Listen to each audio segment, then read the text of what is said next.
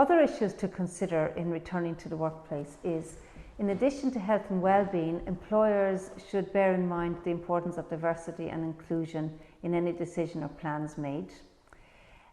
For ensuring that decisions don't discriminate against certain groups of employees, for example, decisions about a flexible home or part-time or full-time working due to COVID, or children at school, going to school, or school closures, or you need to consider all of the factors so that women are not being disproportionately affected, which could lead to sex discrimination claims. Fostering an inclusive working environment is very important and takes account of and will have to take into account the different experiences people have had during the pandemic. We also have to look at the annual leave of the individuals, encourage staff to take previously agreed holidays. Even if working from home, people still need to take time away from work.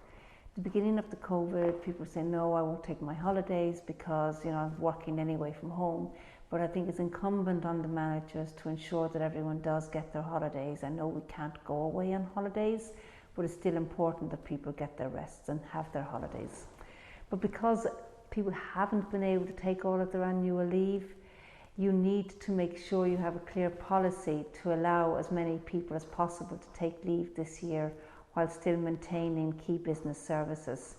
Perhaps relaxing normal rules around maximum numbers to allow a once-off number of days leave. Review your policy to ensure how much leave the employee can carry over. If you do not get the employees had to avail of their annual leave in this year, you could run into a bigger problem next year. So have your clear policy about how much holidays can be carried over. In addition to that, health and well-being of the employees should be another factor to be considered. Okay, so make sure that you do use your health and safety EAP program if you have one, or occupational health, or good meetings with your employees to really get a feel for how they are doing, and to ensure that you are cognizant of all of that.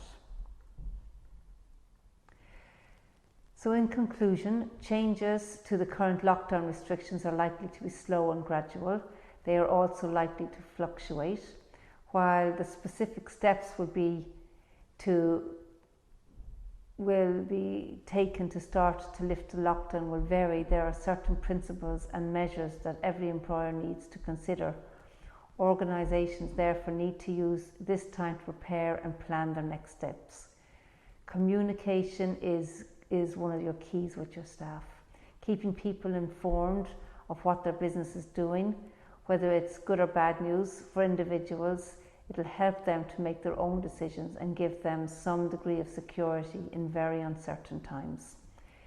Knowing they are valued and supported by their employee is critical for them, and that you continue to prioritise their health and safety will be pivotal to their well-being.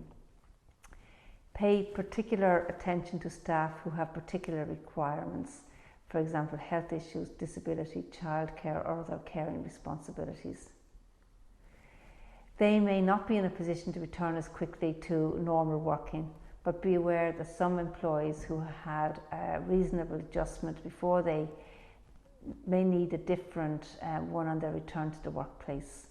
Similarly, many individuals who didn't previously have a mental health condition may have experienced mental health challenges and need to discuss changes to help them overcome any barriers and fulfill their role.